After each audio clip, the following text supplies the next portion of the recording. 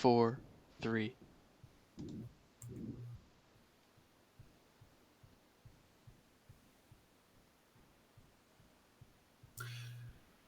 This is Geek Gab with your host, Dornall, and me, Daddy Warpig. We are back, Geek Gab, for, let's see, Saturday, August 3rd, 2019.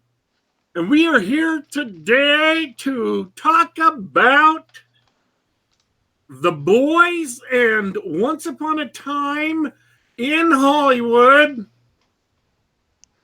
And I threw The Boys in there because, as great a movie as Once Upon a Time in Hollywood was, I don't know that I can talk about it for an entire hour. Oops. Did I give the review away? Oh no. I think you might have. Man, Well, that sucks. happy Saturday to you. That's okay. We could do a short Happy show, right? Saturday to everybody listening. Yeah. So, how was your week? Isn't that what I normally say at this point in the show? It sure is. It's been a tough week dealing with some drama at work, but I have good news. I've completed a uh, Dungeons and Dragons 5th edition game of the Curse of Strahd module. That's the classic Ravenloft 5thified with all the cheesy narrative story beats and backstory that you might come to expect from modern gaming. But it was good.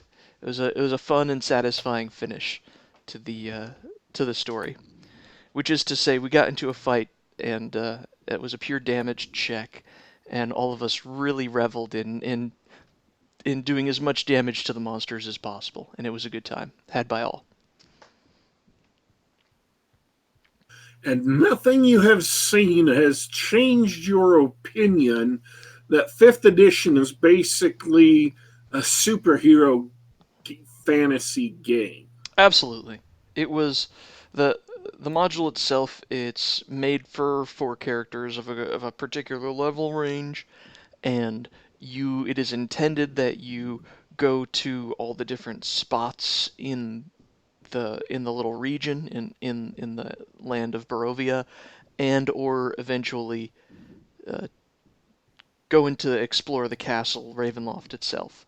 So there's characters, side quests, little nooks and crannies of backstories and plot lines, and if your characters are of the appropriate level, all the encounters are uh, tailored to that level range, and it feels like a theme park.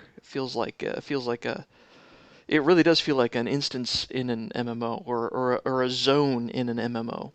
Where if you're playing World of Warcraft and sort of you're walking on the road and you cross past some mountains, and all of a sudden it turns dark, and there's Victorian architecture and werewolves and things. You're like, oh, I've entered the gothic horror zone. This is going to be fun, and that's exactly what it is.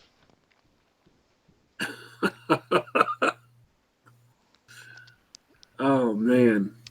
So yeah, So it's a good time, and if you like 5th edition, sure, have fun, play it. But the game master, because of the we generated a lot of XP, and we're actually playing with a large party. I think that we had 5 or 6 of us at most of the time. It was he basically had to edit all the monsters encounters that actually be satisfying for us.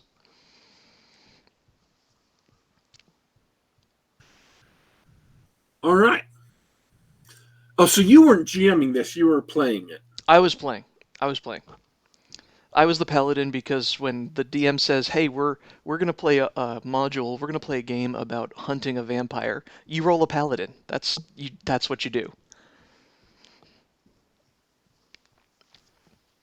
Let me think about that. Yes, I believe that is a sound strategy. All right, I want to set something up here. I'm This is listening. not this is not the odd or funny thing. This is just the setup, okay? And you're going to think, how can this not be the odd or funny thing? But trust me, this is just the setup. Multiple locations in Commerce City, Colorado. Commerce City, Colorado in 2019 in America. Multiple locations are closed because fleas have the Black Plague and are spreading it to prairie dogs in the area.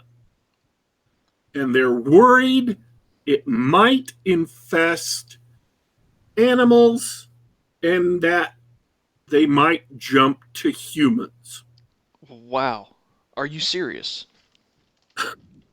I'm serious. This is a real news story, Uh, not that a joke. I can't believe I haven't heard of this yet. That's terrifying. Do you want the plague? That's how you get the plague. Yeah, so horrifyingly incongruous. The Black Plague in modern day Colorado. So I see this tweet, this news tweet on the Twitters. And then immediately below it, and I swear I am not making this up, Mm-hmm. there is an advertisement for some medicine that is great for fending off the plague. And this medicine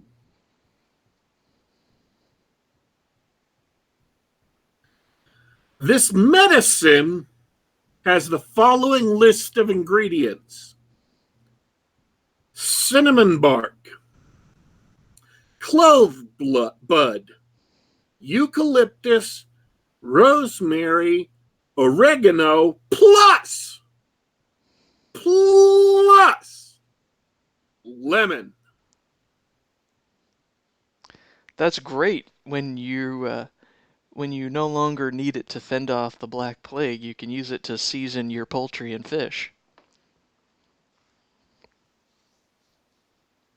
And the picture of it says, sending love. Great for fending off the plague.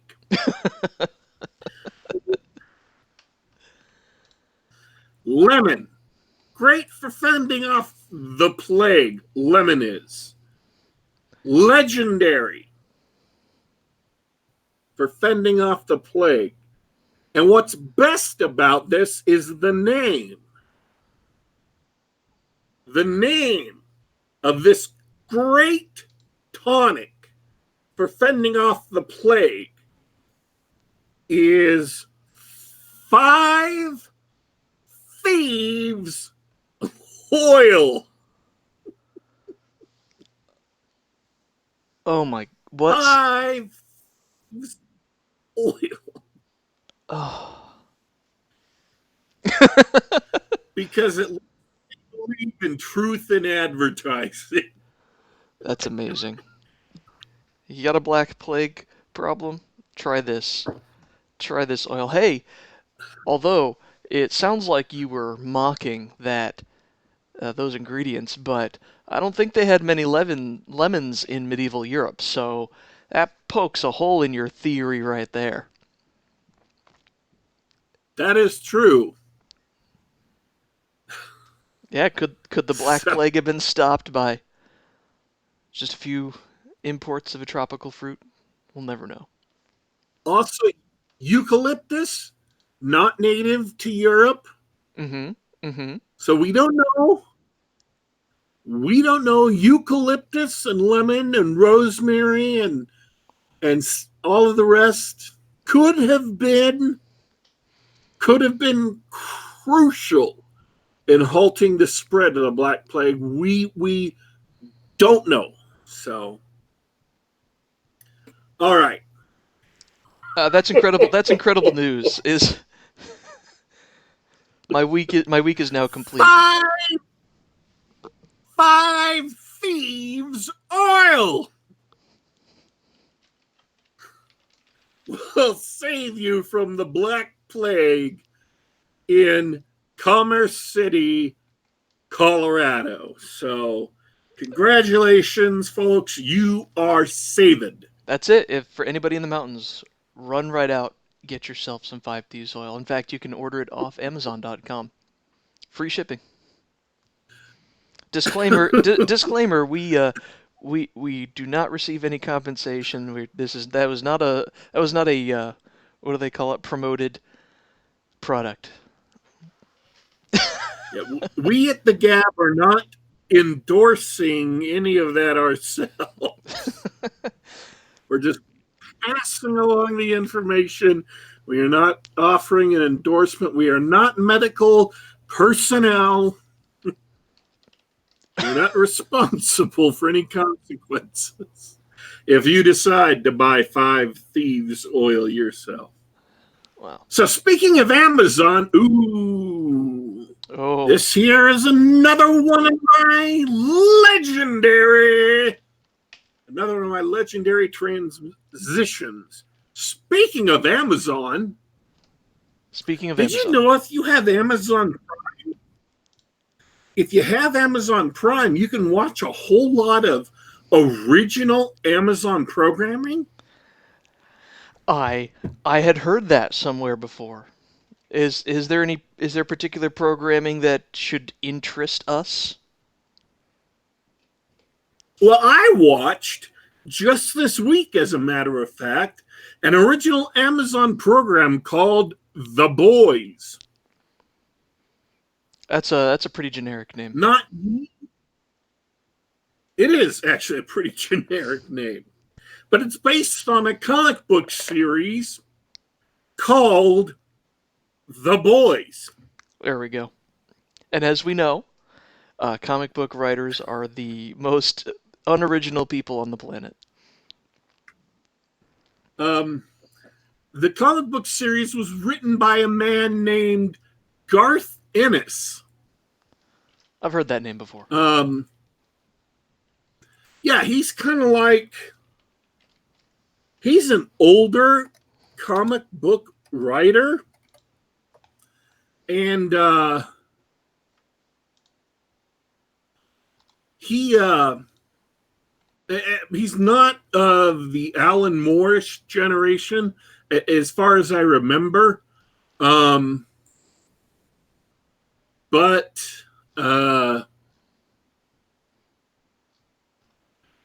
he's just after that generation, so he's older than all of the current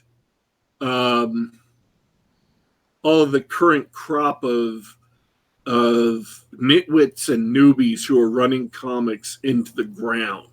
Okay. So yeah, I look up his bibliography. He's done a bunch of different books. He's worked for the big two, and he's done a bunch of other. He's done a bunch of titles that you probably heard of. Hellblazer. Speaking of Alan Moore, Punisher. He's done a bunch of comics. He just did a 6-issue limited series for Punisher about his days in Vietnam before he became, I think it's the Platoon, Punisher the Platoon. I got the 6 issues about him. They were really good. He's actually a really good writer. Okay. So he is not stopped by political correctness. And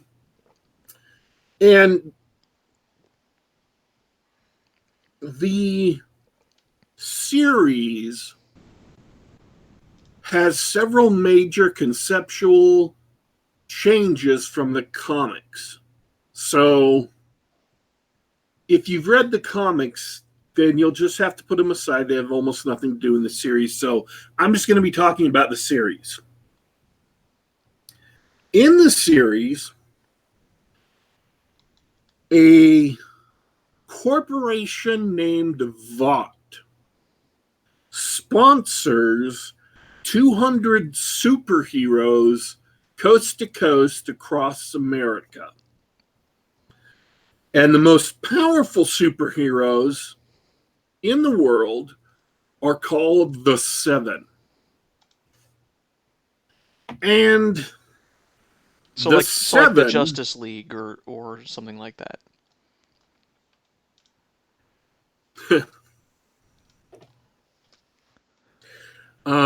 let me tell you about the Seven. The leader of the Seven is a tall blonde guy in a red, white, and blue, um, a blue uniform, red boots, eagles on his shoulder, the flag as a cloak, or as a cape, excuse me, who flies, who's very strong and invulnerable, and who shoots laser beams from his eyes. Uh He's huh. called the Homelander. Uh huh. So he's the villain, is what you're saying. Um, and next to him is Queen Maeve, who is a beautiful, strong, impervious woman. She's basically impervious to damage, who who doesn't fly. And next to them is a gentleman called the Deep, who swims real fast in the ocean, who can breathe underwater, who can go all the way down to the bottom of the ocean, and who talks to fish. Next to them is A Train, who's a black kid from the ghetto who is the fastest man on earth. That's why he's called A Train. Oh, I get it. Um, Because he's fast like a train. yeah. And then there's a, a hero whose name is Black Noir. Wait, Black Now, Noir. His name is Black Black. now for those for those of you that know, noir is French for black. We don't learn anything about him in the series, but he plays the piano beautifully. He's a concert pianist level piano player, but he's also like a ninja. He jumps around, he kicks the crap out of people, he throws little ninja dart like things with unerring accuracy. Well, of Very, course. very tough, Every superhero brutal team needs a fighter, Black ninja. Noir. Ninjas are cool as hell. They need to be in just about every comic book. I mean, he doesn't look like a ninja. He doesn't wear a ninja's uniform, but he jumps up and down and flips over and just kicks the crap out of anything he gets near. Um, and they have one of the members of the Seven retires at the beginning of the show, and so they have a casting call, literally a casting call, like auditions for the real world, and a cute Christian gal from the Midwest who drains electricity from all around her and can redirect it in bursts of energy. She's also tough, strong, and invulnerable.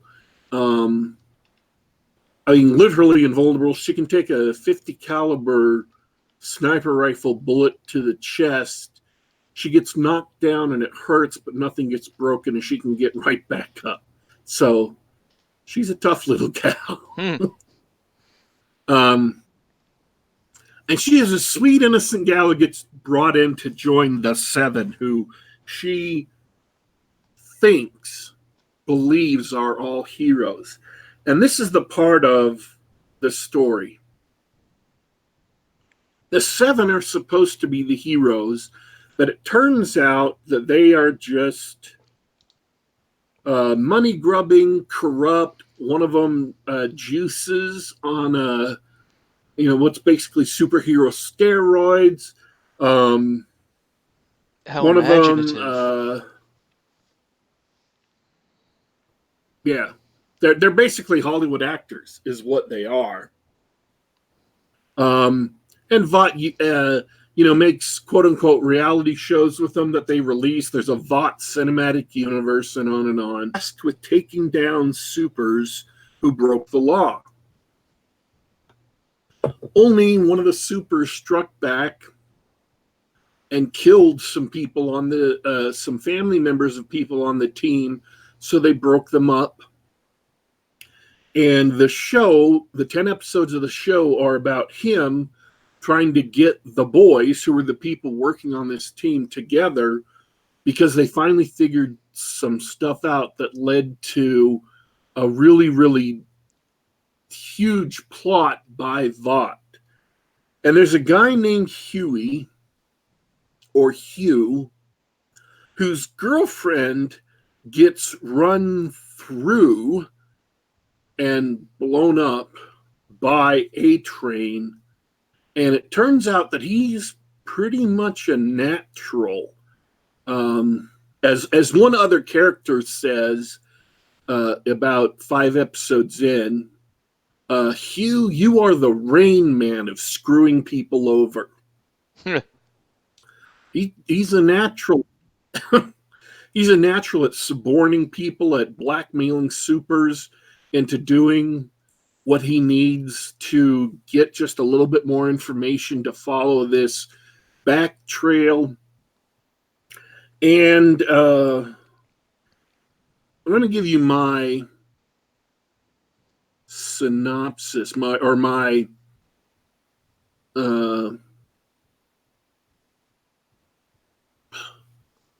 why did my vocabulary suddenly go empty? Let me give you my condensed review. Mm-hmm.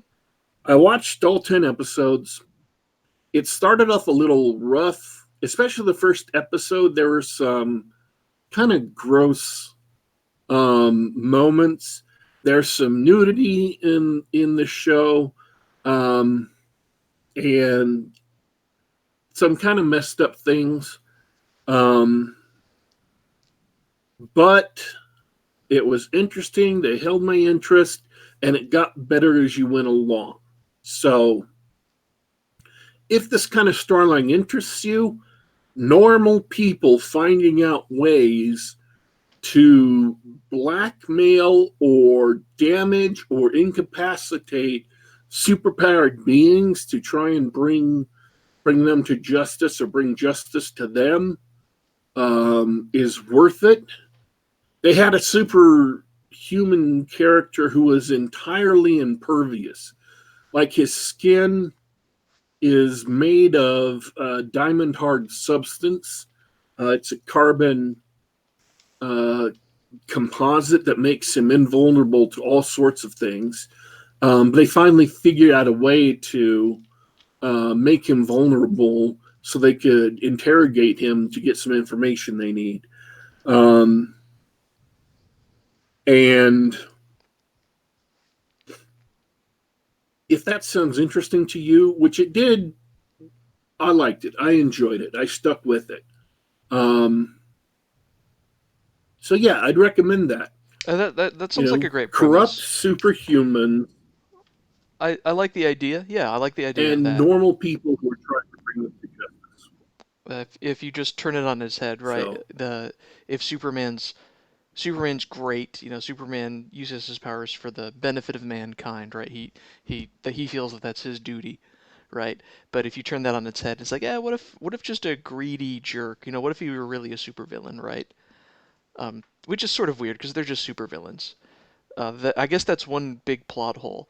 How is it that it's normal people working against these supervillains? Why haven't superheroes risen up to stop them? Is that addressed at all? and I should point out that the the seven are not nearly as powerful as the Justice League. They're powerful. They're way more powerful than normal humans, but not nearly as powerful as the Justice League. And they have they're sponsored by an entire corporation, so they have people who cover up their. And in fact, we're going to get to this in the Once Upon a Time in Hollywood review. We're going to talk about some of this, which is how people cover up what really happened, and that was all the publicity and PR and stuff on behalf of the supers because that's what that corporation makes all its money off of. Hundreds of billions of dollars a year. Sure, So, yeah. I mean, anyways, yeah, I would recommend. it makes sense, right? You're covering up for your the golden goose, right? You're covering up for your employees' indiscretions so that you can continue to maximize your profits. It sounds all very cynical. Yes, but anyways, Hmm. shall we move on to Once Upon a Time? Well, that sounds good. I saw that. What Monday or Tuesday, something like that. I saw it last Saturday. So Last Saturday night, my brother came into town. We went and saw a movie together. so you've been sitting on this a whole week. Yes. Your opinions must be better developed than mine. They're finally aged. What'd you think? First off, I will say this: I'm a big fan of Quentin Tarantino movies. I've seen all of his movies, and I believe I've even seen all the movies he's scripted, um, or even movies that aren't mainstream Tarantino movies, but like the other half of Grindhouse. So I've seen Death Proof. I've seen True Romance, which he wrote the script for, but um, didn't direct. Saw Crimson Tide, which he came in on a rewrite for to make it a little bit more quirky. Um, I saw. So, anyways, I enjoy Quentin Tarantino. I enjoy his dialogue. I enjoy the kind of movies he makes. Um, and I really, really enjoyed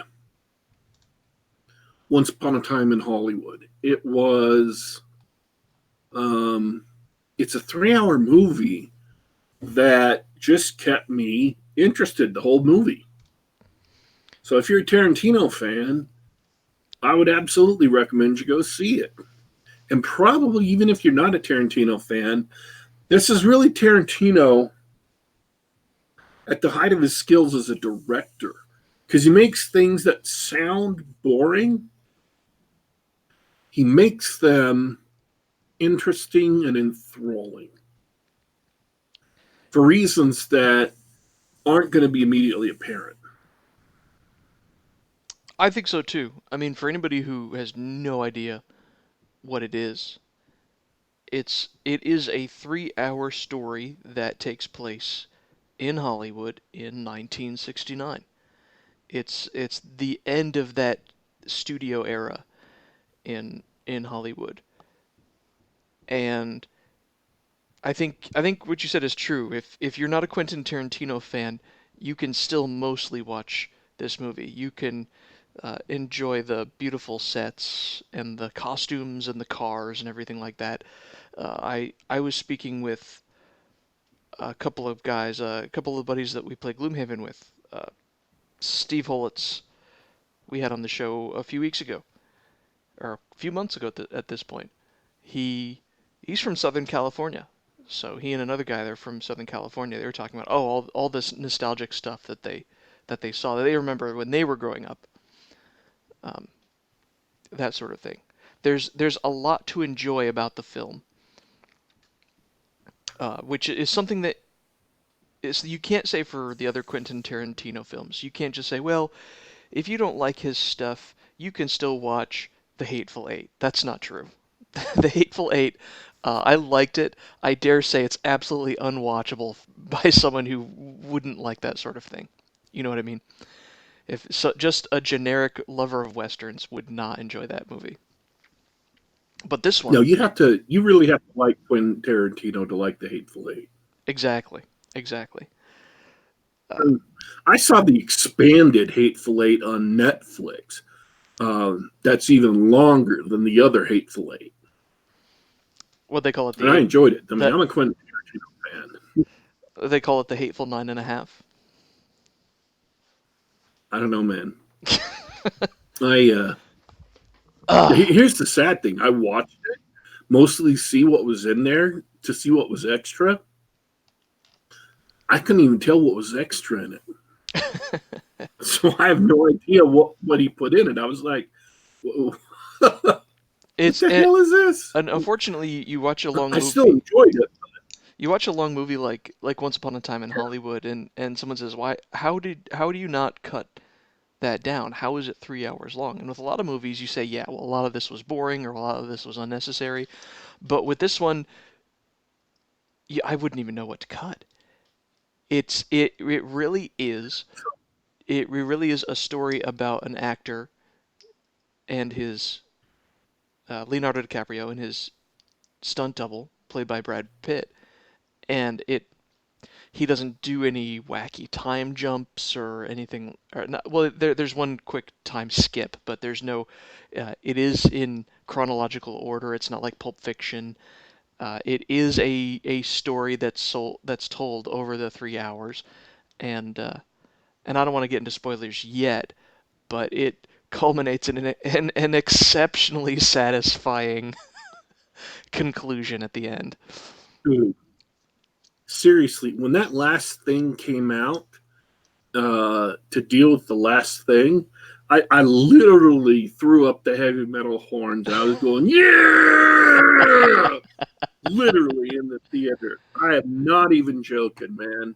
I was head banging in the theater. It I was was so awesome. great. It was so great. But that's the thing is that it is a well shot, well told, and I wasn't bored the whole time, which I know that's damning with faint praise, No, but it was a lot of fun to watch.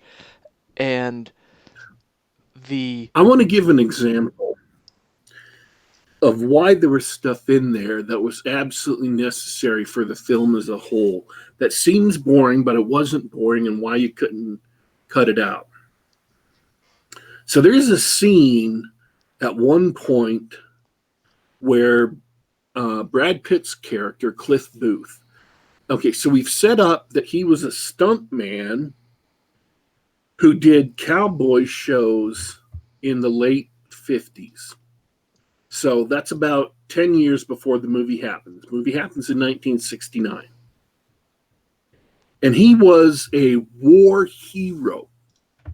He was a war hero probably in Korea because of the time when he was active as a stuntman. So he came back from the Korean War, became active as a stuntman. That's just a guess. It's a surmise I saw somebody make in a column, but it makes sense. Probably wasn't Vietnam because he was, that's when they were in their movie career or attempted movie career. So he comes home with his dog, and there's a 5-minute scene of him watching some TV and opening cans of food to feed his dog. And I swear that sounds like the stupidest thing in the world you have ever heard. It sounds so boring, so painful to watch that you want to smack somebody and walk out of this film and get your money back. I mm, get it. If mm, I had heard that before I went in and watched the movie, I would have wanted to do the same thing. All I can tell you, I can't make you feel as drawn into the scene as you will be. But I can tell you this. During the scene, he, excuse me, I got a cold today. Maybe you can't tell. During the scene, he turns on Mannix, which is, I believe, Steve McQueen's TV show. And the theme song and opening credits to Mannix comes on. And as we're watching that, it kind of becomes the theme song. I'm repeating somebody else's opinion now, but it's true. The theme song to Mannix kind of becomes his theme song because it kind of outlines who he is and a life he has led. And at the same time, he is showing how, Quentin Tarantino, mind you, is showing how well the dog is trained, how it instantly and totally responds to Booth's actions, to Brad Pitt's character's actions, and how it does what he says with a minimum of gestures and sounds to where in an instant it will do what he wants it to do with just very subtle control. Mm.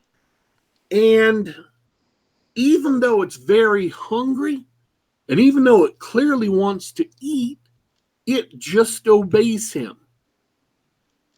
And you probably wouldn't realize this just watching the movie, but that level of fine control of the dog becomes a crucial plot point later.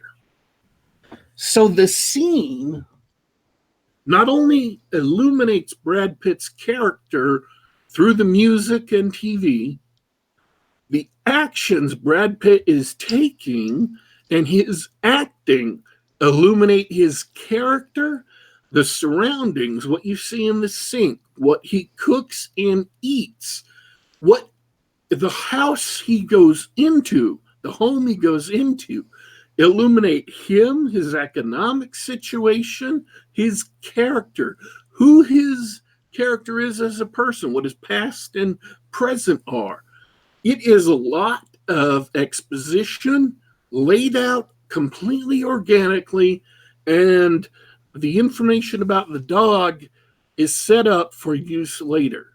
And so it may seem like it's just a 5-minute scene of nothing happening, but in actuality, there's a lot of information being conveyed to you. Quentin Tarantino is, in essence, sitting down and whispering in your ear and telling you all of these things that you need to know about Brad Pitt's character and all of the things you need to know about his relationship with his dog. And that's what keeps it interesting because you're always learning a little bit more, and there's always something happening every second of this scene. I agree 100%. That is exactly what kept the film going the whole time. By the time you watch that scene, you've already seen him and Leonardo DiCaprio's actor, the guy that he's a stunt double for, the way they interact with each other, the way they have a very close relationship, not only a working relationship, but the Leonardo DiCaprio has hired him. You know, he helps. He also helps him as a driver and uh, caretaker and that sort of thing, as well as friends. Like they're very close friends. And so by the time you get to this point in the story, you're invested enough in their relationship to see, well, okay, we've seen what it's like when they're out and about uh, trying to get work for this actor, right? Uh, what's he like as a person? What's he like at home? That sort of thing. You don't mind that the few minutes spent just taking a closer look at who this guy is and how he lives, and then, as you said, all that information is important.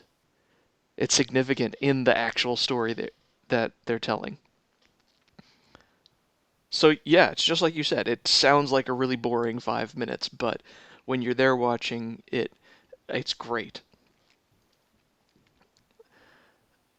Which is basically the whole film. I mean, it's set in 1969. The story revolves around a lot of the the famous characters in that era.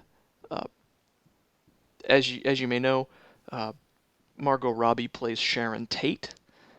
Sharon Tate uh, is famous, unfortunately, in that era, and her whole story is part of this ongoing tale.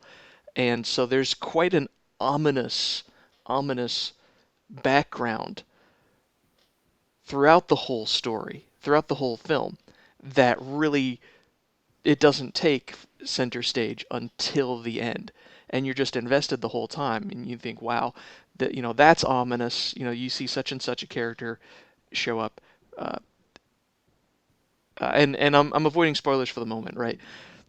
This character, this scene was Yeah. really ominous early in the film, but then never mind that, and then uh, Brad Pitt's character meets, a commune of hippies, which is exceptionally ominous, especially for anybody who knows the history. And you go, oh, this is really bad. And then forget it. Let's go back to these two characters because the film really is about the uh, the actor played by Leonardo DiCaprio and his stunt double. Those two characters and their relationship, which is really nice. I just want to say, I want to say something about meeting the Manson family out at Spawn's Ranch. Mm, Um, I fully expected something to happen out there because the music was so ominous and the way the people acting was so ominous. It just filled me with tension. It just filled me with stress. I mean, I leaned over to my brother and said, "Dude, this is like the Village of the Damned." hmm Um, And like those freak kids. I think that is Quentin Tarantino's signature. Whatever people say, oh, I love his quirky dialogue, his wacky characters, I love the over the top violence that he does in most of his films. I get that. I think the one thing he does best is suspense. That was his calling card in his uh, and I think his most famous scene that he's ever shot. Uh, two of them in Inglorious Bastards, which I thought was sort of a I wouldn't watch it again, but I would watch those two scenes again at the beginning of the film with the what's his name, the Nazi coming and investigating, looking for uh, stowaways, right? That it's intensely suspenseful because there's some people hiding out in the beneath the floorboards, and he knows it, and he's trying to get the information out of the homeowner or right? And then a little bit later in the film, there's the scene in the pub where the German soldiers suspect that they're in the presence of spies, and so there's this game where the two sides are probing each other, one's trying to deceive the soldiers, and the German soldiers, of course, are trying to figure out if they're really spies or not, that sort of thing. Exceptionally suspenseful, and he does the same thing in that scene at the ranch. It is entirely plausible that terrible things are about to happen, and you get filled with that dread, that suspense, the whole scene. That is what I think he does best, and that was an excellent example of it. I was 100% sure that what was going to happen is that they were going to take those two tourists, ride them up to the hills, and kill them and roll them for money. That's what it felt like, didn't it? Yeah. Yeah, you're like, oh, Or those that something poor was going to tourists. happen. Or that something they were going to try something with Brad Pitt's character. hmm Um, but Uh, no, it was just Quentin Tarantino setting up the. And maybe this is a spoiler or not. I'm sorry if it is, but man, that was nerve wracking. yeah. It was brilliantly done. Also, I heard this has sort of made the rounds on the internet. infamously. Speaking of fun character moments, yes, there is a scene or two with Bruce Lee, and it is hilarious. Because Yeah. speaking of the outsized, I mean the outsized characters from that era of film. If you love film at all, if you love that era of film, we've got Bruce Lee makes an appearance, Roman Polanski, of course, uh, Steve McQueen has a couple of great lines in it. Uh, and a few others that I'm blanking on right now. You're just like, oh hey, and sometimes they even put subtitles like Steve McQueen, so and so, right, is right here, that sort of thing, just in case you don't recognize who they're supposed to be right off the bat. A lot of great stuff. Yeah, you enjoyed the scene with Bruce Lee, I take it. Oh yeah, I thought. I mean, they showed some of it in the trailer, and so I was waiting for those to pop up in the movie, and I was not disappointed. That whole scene, the whole scene with Bruce Lee was just fabulous. You know, So funny, so interesting. I heard that his daughter's really mad about it, about the way he was portrayed in the film. Raising a snake Eh, on the internet. Eh, what you gonna do? nah. I mean, I'm sorry, he belongs to history now, sweetie. Yep, yep. But that yeah, that was a lot of fun. I mean, I'm a little young to truly appreciate that era of Hollywood and that era of film. But for me it was a interesting story, and I really enjoyed that uh, that view. It felt like he really brought a different era of America to life for a couple of hours, and that was interesting. Sort of a an homage, or actually, I've seen it called a eulogy for the past, which I mean that's a little dark, but I really enjoyed that aspect of it too. Um, so here's what I was talking about in The Boys, and they actually touched on this in the movie just a bit. And I think it was wise of him not to go too deeply into this because it was a whole nother detour that would have made a kind of a noble and a sweet movie. I mean, Quentin Tarantino made Pulp Fiction, but this is kind of a noble and a sweet movie, which is kind of surprising.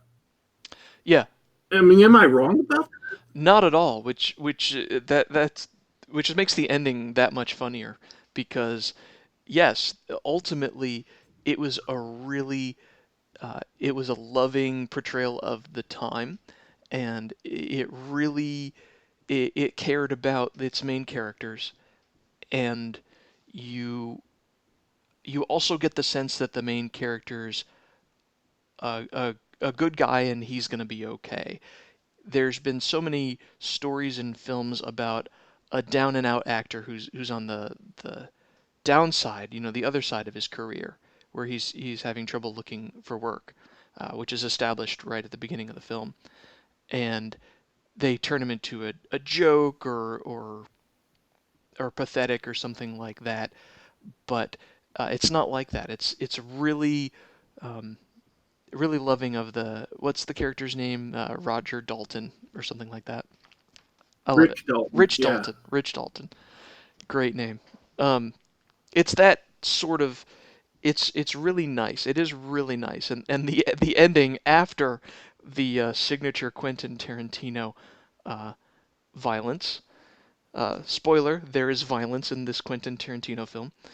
It is really nice and sweet, and you're like, oh, I'm slowly starting to forget all that horrible violence I just witnessed.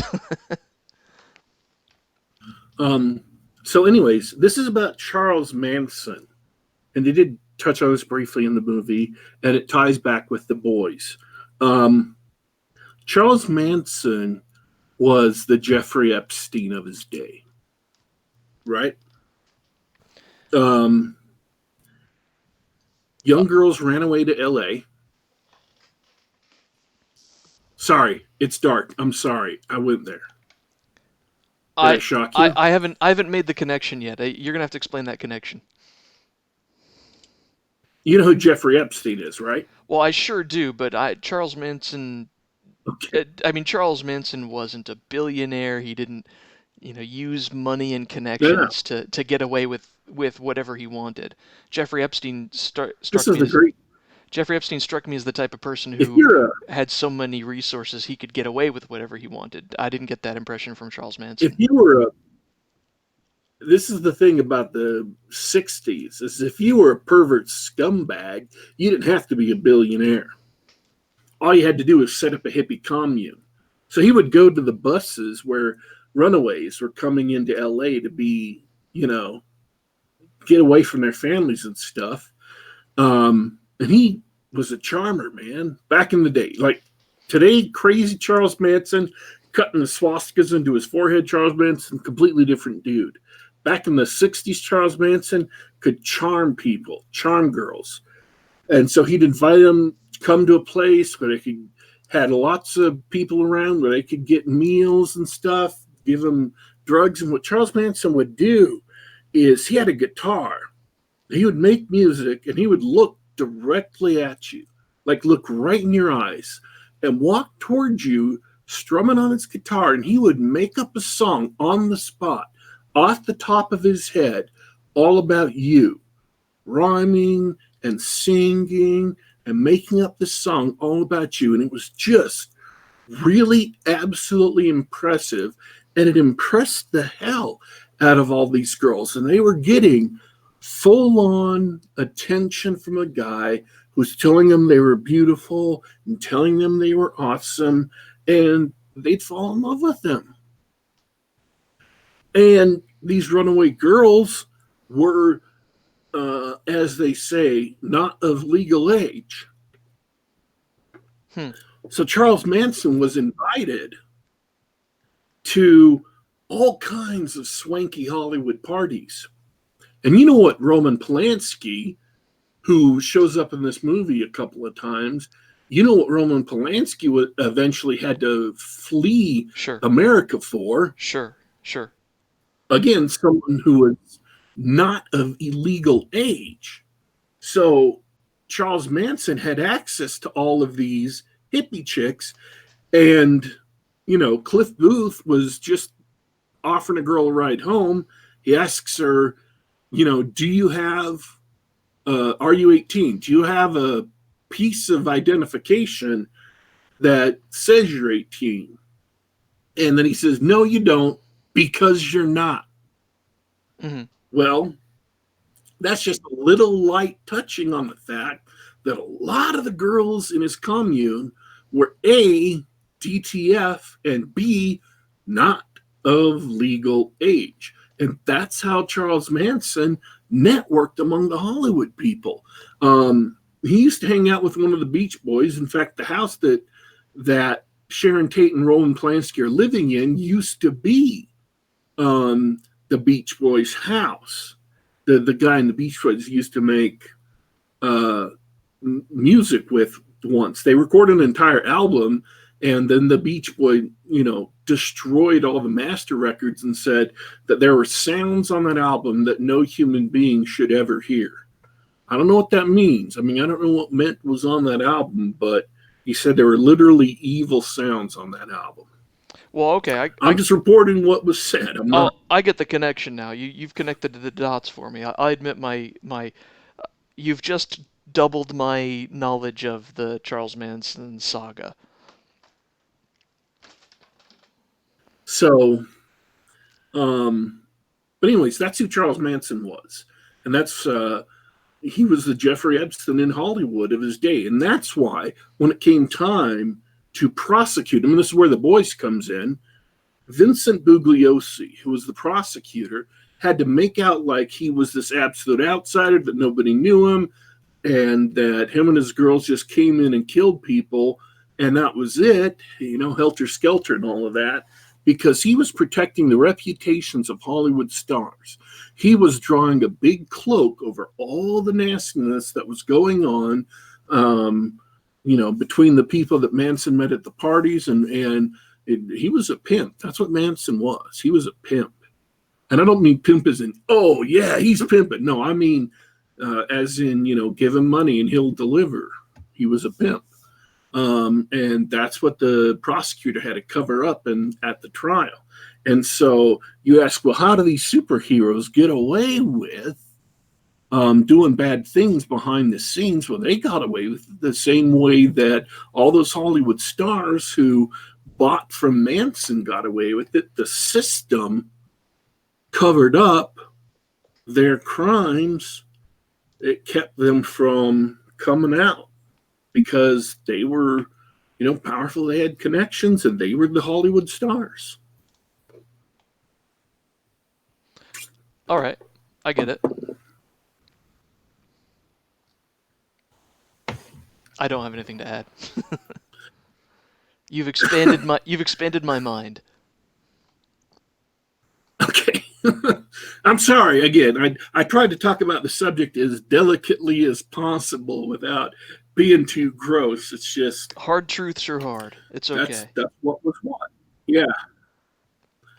So I'm really glad the movie ended the way it did. In a Quentin Tarantino-esque bloodbath, reminiscent of Inglourious Bastards in a couple of ways, and then a satisfying conclusion for our main character, for our everyone protagonist. Involved. Yeah, for just about everyone involved. Yeah. Not so much for a couple of them, but yeah. And let me just say, the best part after of that ending, the entire audience, we all lost our minds as soon as the payoff finally happened. Everybody was laughing and cheering. It was so much fun to watch that in a theater. Oh, dude, when he grabs that one girl and just starts. Oh. May have said too much. Spoilers. It's just wonderful. Man. It's so good. So satisfying. That, and it wasn't like, oh, that made the last 2.5 hours worth it. No, the whole thing was enjoyable, and it made the payoff so much better. Yep.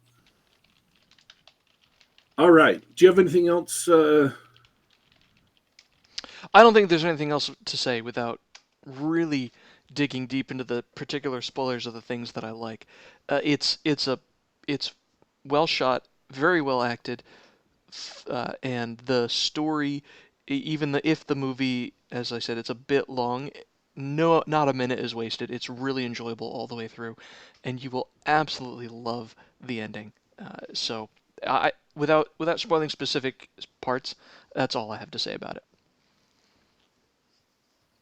Yeah, I very much love the movie, and I think even people who are not Quentin Tarantino fans, and I've noticed that people on the right and on the left, everybody seems to love this movie. Everybody loves it. It's so I've heard one person say, "Oh, it was boring," out of dozens of, and I know that's a huge sample size, but yeah, out of dozens. Well, that's all I have to say about the film. And as for today, it's been awesome talking. I love it when a good movie's out and we can really talk about what we like and what makes it good. And I appreciate everybody hanging out in the chat and chatting with us as well. Thanks everybody for tuning in. This is Geek Gab, Saturday, August 3rd, 2019. You can get us on. We are on youtube.com/geekgab, or you can listen to us on soundcloud.com, or you can subscribe on the Google Play Store, the Apple iTunes Store. Just check us out. Do a search for Geek Gab. We are leaving you for today, but don't you worry. Don't you fret. We will be back.